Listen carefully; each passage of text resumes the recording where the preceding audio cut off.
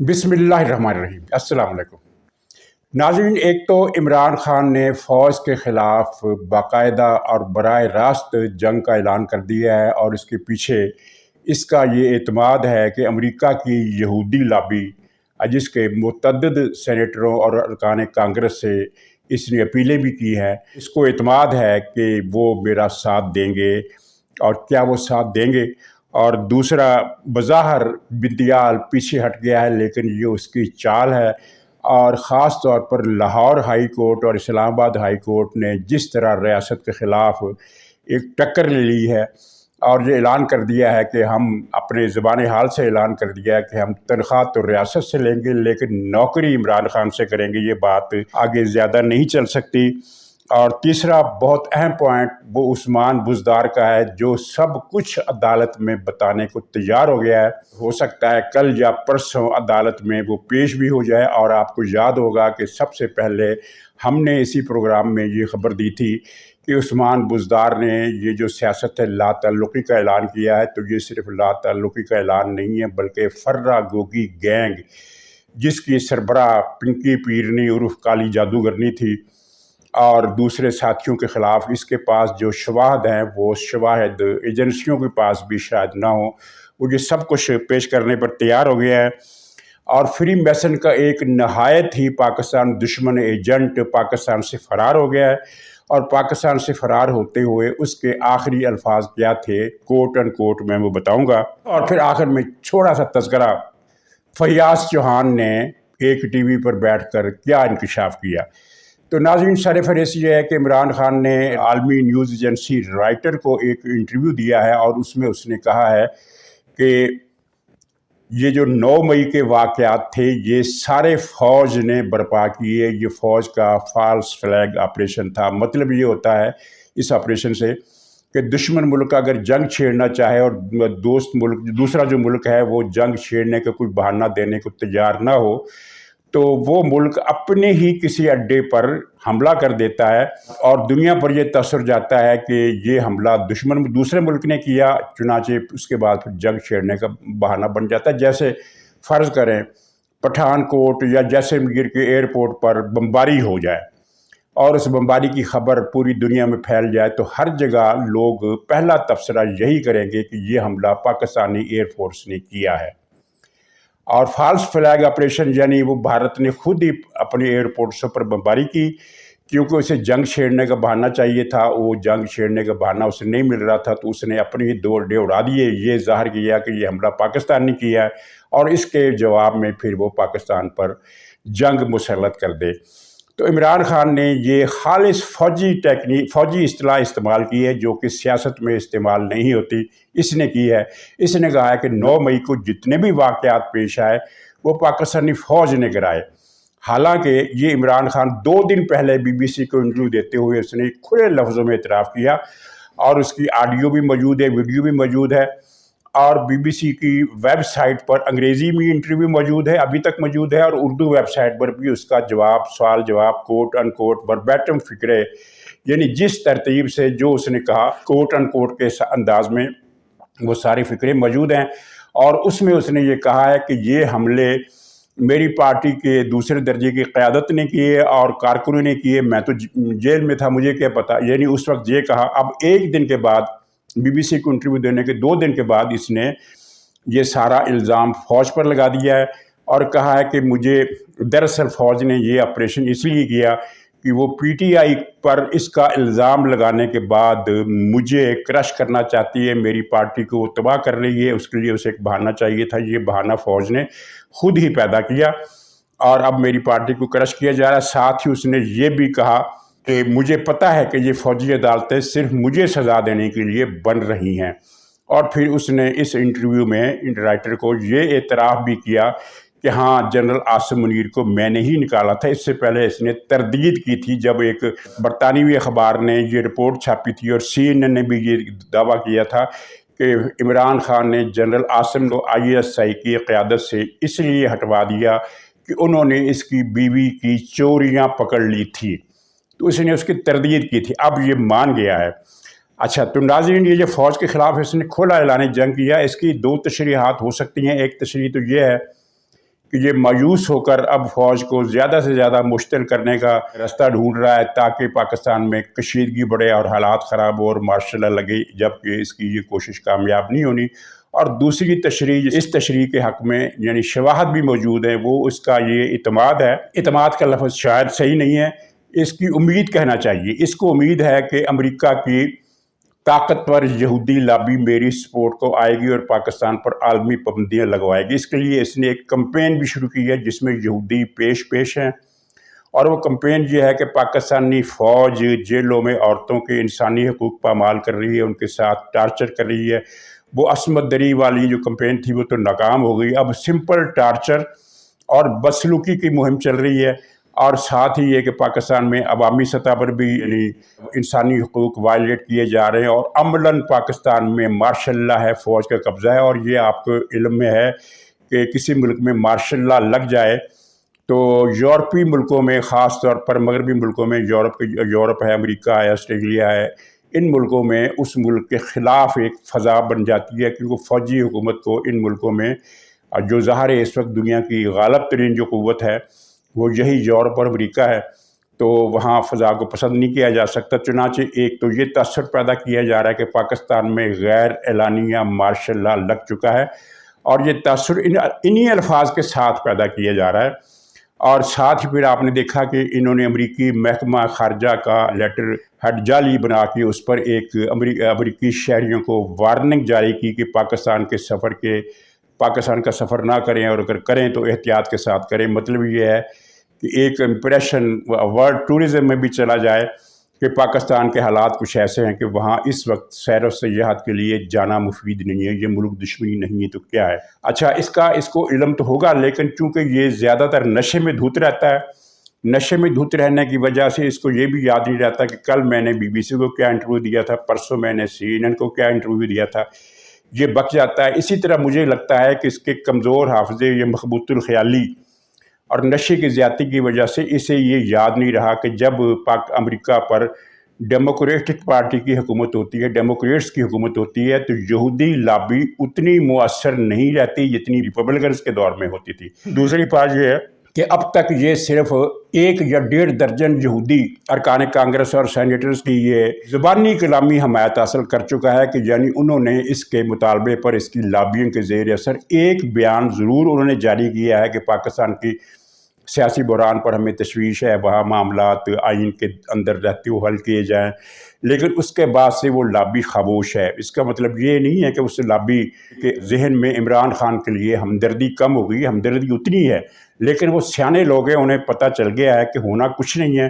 الٹا پاکستان کے ساتھ جو ہماری دشمنی یا کشیدگی یا ایک دوری کی فضا ہے اس میں اضافہ ہو جائے گا۔ اس لیے وہ عمران خان کا ظاہر یہودی سے زیادہ سیانا کون ہوگا، وہ ہارتے ہوئے گھوڑے پر رقم نہیں لگاتے، تو اس لیے امریکہ میں یہودی لابی کی طرف سے بھی عمران خان کو زیادہ طاقت ملنے کی امید نہیں ہے۔ لیکن عمران خان نے اسی امید کے بل بوتے پر یہ فوج کے خلاف کھلا اعلان جنگ کر دیا ہے۔ اور آزاد کشمیر میں کل ایک جگہ اجتماع ہوا، وہاں PTI کے 15-20 یا 12-15 کارکن بتائے جاتے ہیں کہ انہوں نے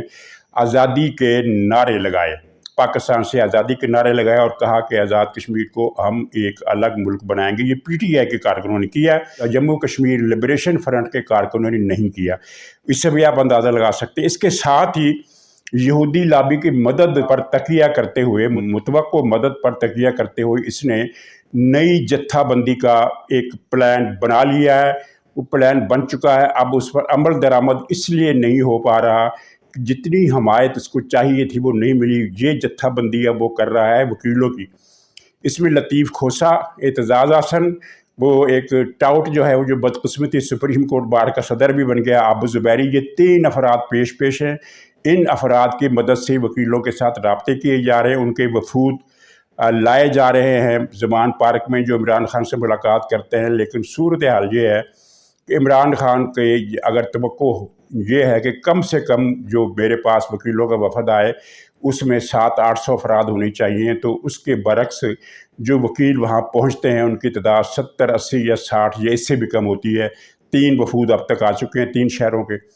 تو عمران خان کو ان سے بھی مایوسی ہے۔ اس جتھا بندی کے ذریعے ایک نئی وائلنس کا آغاز کیا جانا ہے جو طے ہو چکا ہے، جو عمران خان نے اپنی ان وکیل رہنماؤں کو بتایا، اور اعتزاز احسن کو بھاری فنڈز دیے جانے کی بھی مبینہ طور پر اطلاعات ہیں،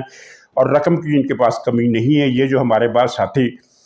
تاثر دیتے ہیں کہ اے ٹی ایم مشینیں ساتھ چھوڑ گئی ہیں اس لیے عمران خان کے پاس پیسہ نہیں رہا، یہ غلط ہے۔ عمران خان کے پاس اس وقت بھی اتنا زیادہ پیسہ ہے کہ مسلم لیگ اور پیپلز پارٹی اور جماعت اسلامی اور جے یو آئی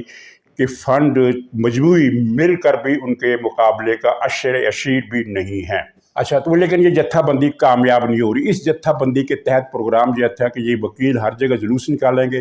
وکیلوں پر لاٹھی چارج کرتے ہوئے پولیس ہمیشہ گھبراتی ہے، آپ کے یہ علم میں ہے، اور یہ وکیل جو ہیں یہ سرکاری بسوں کو آگ لگائیں گے، رستے میں آنے والی پولیس چوکیوں کو آگ لگائیں گے، اور میٹرو ٹرین اور اس طرح کی چیزوں، اس طرح کی تنصیبات کو نظر آتش کریں گے۔ فوجی تنصیبات کا یہ رخ نہیں کریں گے، لیکن اس آڑ میں اس چیز کا فائدہ لیتے ہوئے کہ پولیس ان پر آسانی سے، پولیس ان پر اتنی جلدی لاٹھی چارج نہیں کرتی، ان پر اتنی جلدی شیلنگ نہیں کرتی، ان کا لحاظ کیا جاتا ہے، یہ مراعات یافتہ طبقہ ہے، تو لیکن وکیل جو ہے، وکیلوں کی ایک بڑی تعداد اس جتھا بندی میں شرکت کرنے پر تیار نہیں ہے، جس کی وجہ سے عمران خان کو ناکامی کا سامنا ہے۔ ناظرین، عثمان بزدار کے بارے میں ہم نے 3 دن پہلے خبر دی تھی کہ عثمان بزدار نے فرا گوگی گینگ، وہ گجر جو ہے، اس کا مجھے تو نام بھی یاد نہیں رہتا، اس کا جو فرا گوگی کا شوہر ہے کیا ہے، اور منیکا فیملی اور دوسرا جتنا بھی نیٹ ورک تھا اس وقت، اس کے بارے میں عثمان بزدار نے بے شمار تفصیلات ایجنسیوں کو فراہم کی ہے۔ ایجنسیوں کے پاس پہلے سے ہی بہت ساری معلومات تھی، تو جہاں جہاں وہ خالی ڈاٹ سے وہ عثمان بزدار کی اس ملاقاتوں اور رابطوں کے ذریعے سے جو کچھ اس نے بتایا وہ ڈاٹس بھی فل ہو گئے اور کہانی کی تصویر ہو گئی ہے مکمل۔ لیکن بات صرف اتنی نہیں رہی، اب عثمان بزدار وہ کردار ادا کرنے پر تیار ہو گیا ہے، بلکہ اسی کی پیشکش پر وہ، یعنی اس کو کسی نے پیشکش نہیں کی تھی، عثمان بزدار نے خود آگے بڑھ کر کہا کہ میں یہ سب کچھ عدالت میں بیان دینے کے لیے تیار ہوں، اور جو میرے پاس ڈاکومنٹس کی نقل ہے وہ بھی میں پیش کرنے کے لیے تیار ہوں۔ یعنی اس نے سلطانی گواہ بننے کا جو ارادہ کیا ہے وہ اس کی اپنی پیشکش سے، اور اس پیشکش کو قبول کر لیا گیا ہے۔ یہ بھی ایک خبر ہے کہ اس کو قبول کر لیا گیا، اور ظاہر ہے قبول کرنا ہے کیونکہ فرا گوگی گینگ پر ہاتھ ڈالنے کا فیصلہ ہو چکا ہے، اور اس گینگ سے آپ یہ مت سمجھیے کہ عمران خان اس سے باہر ہے۔ عمران خان اس گینگ کا وہی، اس گینگ میں اس کا وہی درجہ تھا جو 40 چوروں کے اور علی بابا کے درمیان بتایا جاتا، حالانکہ یہ کہانی اس طرح نہیں ہے جس طرح ہم نے اس کو مشہور کر دیا ہے۔ علی بابا وہ تھا جس نے 40 چوروں کا گروہ پکڑوایا تھا، لیکن ہم نے یہ بنا لیا ہے ایک عوامی، یعنی یہ غلط اور عام جو چیزیں قصے مشہور ہو جاتے ہیں، تو وہ قصہ اس طرح بن گیا ہے کہ 40 چور تھے اور ان کا سربراہ جو تھا علی بابا۔ تو اسی غلط العام اصطلاح کو اگر ہم تسلیم کر لیں تو اس میں ہم یہ کہیں گے کہ 40 چوروں کا جو سربراہ تھا عمران خان، وہ علی بابا کا کردار ہے۔ تو یہ اس میں فرا گوگی پھنسے گی، پنکی جادوگرنی پھنسے گی، وہ فرا گوگی کا شوہر پھنسے گا، وہ گجر شجر جتنے بھی تھے، اور اس کے علاوہ سب سے زیادہ جس نے پھنسنا ہے وہ عمران خان ہے۔ اور ہاں، اس میں مولوی طارق جمیل نے بھی پھنسنا ہے، کیونکہ اس نے بھی لمبے ہاتھ گوگی گینگ کے ساتھ مل کر مارے ہیں، اور بہت بری طرح انہوں نے پنجاب کی معیشت پر ڈاکہ ڈالا ہے، اور پنجاب کو اس نے ایک غریب صوبہ بنا دیا ہے اس نے، اور پیجی ڈگیت نے بھی ظاہر اپنی کارروائیاں کی ہیں۔ تو ناظرین، یہ بڑی اہم ڈیولپمنٹ ہے، اور اس بات کو آپ یعنی ہلکا مت لیجئے کہ یہ محض فرا گوگی گینگ کے خلاف کیس ہوگا، یہ کیس عمران خان کے خلاف بھی ہوگا۔ یعنی عمران خان کو ایک سزا فوجی عدالت سے ملنی ہے، تو ایک سزا احتساب عدالت سے ملنی ہے۔ 8 تاریخ کو اس کی جو پیشی ہے احتساب عدالت میں، تو اس پیشی کے حوالے سے بھی کوئی نہ کوئی بڑی خبر آ سکتی ہے۔ تو ناظرین، وہ بندیال کا تھوڑا سا ذکر کر لیں، میں اس کی تفصیل ابھی نہیں بیان کرنا چاہتا۔ بندیال نے بظاہر یہ حکومت کے سامنے سرنڈر کیا ہے کہ میں اب آپ کے لیے کوئی پرابلم پیدا نہیں کروں گا، اور وہ نظر بھی آ رہا ہے کہ وہ پرابلم پیدا نہیں کرے گا، لیکن اس کی یہ چال ہے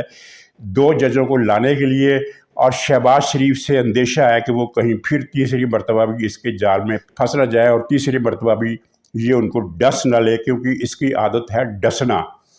اور لاہور ہائی کورٹ، اسلام آباد ہائی کورٹ نے جس طرح فوج کو ایک للکار سنا دی ہے کہ ہم ریاست سے تنخواہ لیں گے، ریاست سے مراعات لیں گے، ریاست سے تعیشات لیں گے، لیکن نوکری ہم عمران خان کی کریں گے۔ تو اس صورتحال کو اب مزید برداشت نہیں کیا جائے گا۔ اس سلسلے میں وہ کیا اقدامات کرتے ہیں ظاہر انہوں نے ہمیں بتائی نہیں، اور نہ ہی وہ بتائیں گے، جب کریں گے سب کے سامنے آ جائیں گے۔ ہمیں وہاں سے جو اطلاع پہنچی ہے وہ صرف اتنی ہے، نو مور والا معاملہ وہاں پر ہو گیا ہے۔ تو ناظرین اب اس میں ایک آخری جو دو خبریں ہیں، ایک تو فری میسن کا ایک مشہور ایجنٹ ہے جس کو سب سے پہلے میں نے بے نقاب کیا اور میں نے یہ ثابت کیا کہ یہ یہودیوں کا برین واش کیا ہوا ایک گمراہ بیوروکریٹ ہے، جو پاکستان میں غزوہ ہند اور لشکر خراسان اور پتہ نہیں وہ جعلی ایک قسم کی روایات وہ جو ایک بیان کی جاتی ہیں، کوئی ولی صاحب ہیں ان کے بارے میں، ان کے حوالے سے، تو یہ سارا جھوٹ بکنے کا مقصد ہے پاکستانی رائے عامہ کو گمراہ کرنا، اور ان ساری چیزوں سے عمران خان کو اندر نکال کر عوام کو مذہبی طور پر عمران خان کا موتقد بنانا۔ تو اس لابی کا یہ آدمی جو اس کو اٹھا لیا گیا تھا کچھ دن پہلے، وہ میرے خیال میں 2 دن شاید رہا اندر، 2 یا 3 دن اندر تھا، 3 دن رہا ہے، اور اس کے بعد وہ پھر باہر آیا، باہر آ کر اس نے پھر وہ گمراہی والے لیکچر شروع کر دیے اور کہا کہ یہ جو بارشیں ہو رہی ہیں یہ اللہ کا عذاب ہے، اللہ کا عذاب اس لیے ہے کہ تم نے عمران خان جیسے نیک ولی صفت بندے کو کرسی اقتدار سے ہٹا دیا، اب تم پر عذاب آئے گا۔ تو ناظرین اس کے بارے میں خبر یہ ہے کہ وہ ملک چھوڑ کر بھاگ گیا ملک سے، یعنی ملک سے ایک نحوست اور کم ہو گئی ہے۔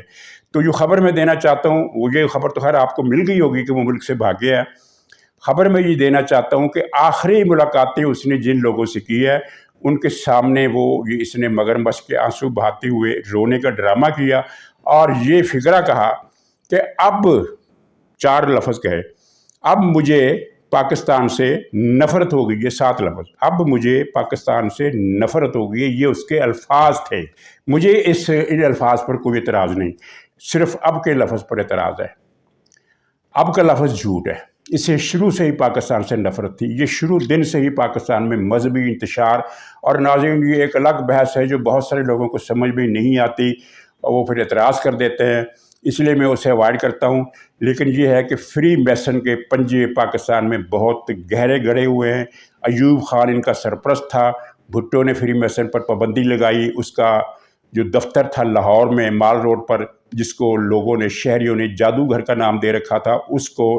قبضے میں لے لیا اور وہاں دوسری عمارت قائم کر دی۔ لیکن ضیاء الحق کے دور میں فری میسن پھر پاکستان میں آ گئی، اور مشرف کے دور میں تو پاکستان پر حکومت ہی فری میسنز کی تھی۔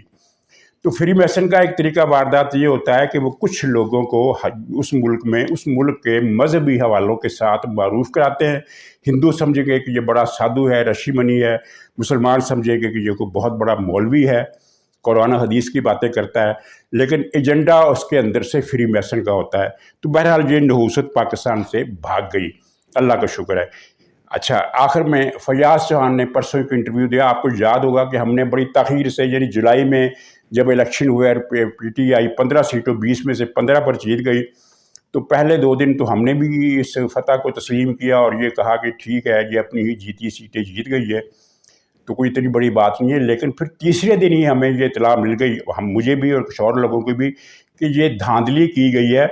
اور مجسٹریٹ حضرات کو دھمکیاں لگا کر، مجسٹریٹوں میں پہلے ہی کافی سے پی ٹی آئی کے حامی ہیں، کیونکہ یہ 15 ارب روپے جو پرویز الہی اکیلے نے لاہور ہائی کورٹ کے حوالے سے جو تقسیم کیے تھے، تو خیر وہ مجسٹریٹ کے ذریعے دھاندلی کی گئی۔ تو فیاض چوہان نے کل ایک ٹی وی پروگرام میں بیٹھ کر یہ اعتراف کیا ہے کہ یہ 15 کی 15 سیٹیں باجوہ نے دلوائی تھی۔ اس نے دھاندلی کی تفصیل بھی بیان کی، دھاندلی کی تفصیل بیان کرنے والے کچھ اور لوگ بھی ہیں، تفصیل بیان کرنے کی ضرورت نہیں، کیونکہ جب معاملہ کلیئر ہے تو ایک چیز، کوئی ایک عمارت گرائی گئی ہے تو اب اس کے تفصیل میں جانے کا کوئی فائدہ نہیں ہے۔ یہ کیسے گرائی گئی، ہتھوڑوں سے گرائی گئی، جیپ نے ٹکر ماری، بلڈوزر آئے، یہ کیا گرا، بس قصہ مختصر گرا دی گئی۔ میں آج آپ کو بڑی امپورٹنٹ ایک خبر دیتا ہوں، آپ کی اطلاع کی یہ ہے 17 جولائی کا الیکشن جنرل باجوہ اور چودھری پرویز الہی صاحب کے درمیان ایک پراپر ڈیل کے تحت کمٹمنٹ ہوئی تھی، یا سن لگی تھی، یہ پہلی دفعہ کسی نے آپ کو دی ہوگی۔ چودھری پرویز الہی صاحب ایک جہاندیدہ شخصیت ہے، جوڑ توڑ کے ماہر ہے۔ انہوں نے جب عمران خان صاحب نے یہ کمٹ کیا پی ٹی آئی کے لیڈرز نے کہ جناب آپ کو وزیر اعلیٰ بنائیں گے، انہوں نے جنرل باجوہ کے ساتھ نیگوسیشن کی، اسٹیبلشمنٹ کے ساتھ کی، اور ان کے رستے میں رکاوٹ نہیں کھڑی کی گئی اور چیزوں کو سموتھلی لے کے چلا گیا، بلکہ تھوڑا سا فیوریبل لے کے چلا گیا پی ٹی آئی کے حق میں ان تمام الیکشن میں، تب جا کے جانا 20 میں سے جو ہے وہ 16 سیٹیں جو جیتی گئی تھی۔ تو قصہ مختصر یہ ہے کہ پی ٹی آئی کو بھی علم تھا کہ ہم ان 15 سیٹوں پر ہمیں جتوایا جا رہا ہے، اور باجوہ نے جتوایا تھا۔ باجوہ عمران خان کے پہلے خلاف تھا، پھر جب اس نے فضا بدلی دیکھی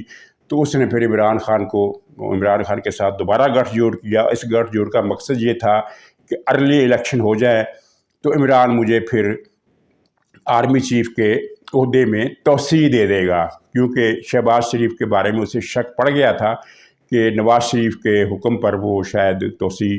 دینے سے انکار کر دے۔ پھر وہی ہوا، تو عمران خان کا اور اس کے ساتھ ایک گٹھ جوڑ پھر ہو گیا تھا۔ اس گٹھ جوڑ کے زور پر 15 سیٹیں پی ٹی آئی کو جتوائی گئیں، دلوائی گئیں، لیکن اس کا نتیجہ صرف 15 سیٹوں پر کامیابی کی صورت میں نہیں نکلا، بلکہ اس ضمنی الیکشن کی وجہ سے وہ پرسیپشن پھیل گیا پاکستان میں کہ عمران خان بہت مقبول ہے۔ اور میں نے اس بارے میں جو تحقیق کی ہے وہ یہ ہے کہ اپر ڈکیت کلاس یعنی سپر ایلیٹ کلاس، اور اس کے بعد جو لوئر ڈکیت کلاس ہے یعنی اپر مڈل کلاس، یہاں عمران خان کی حمایت بہت طاقتور ہے، اس میں کوئی شبہ نہیں، کیونکہ ظاہر ہے ڈکیتی اور چوری کے جتنے مواقع اس کلاس کو، ان دونوں کلاسز کو مشرف نے دیے، اس سے زیادہ عمران نے دیے۔ لیکن اس کے نیچے والی جو بات ہے وہ سارا جھوٹ ہے، وہ پروپیگنڈا ہے، اس میں مبالغہ ہے، اور مبالغہ کئی گنا زیادہ مبالغہ ہے۔ تو ناظرین اجازت دیجیے، اسی پر پروگرام ختم کرتا ہوں، انشاءاللہ اگلے بلاگ میں پھر ملاقات ہوگی، تب تک کے لیے خدا حافظ۔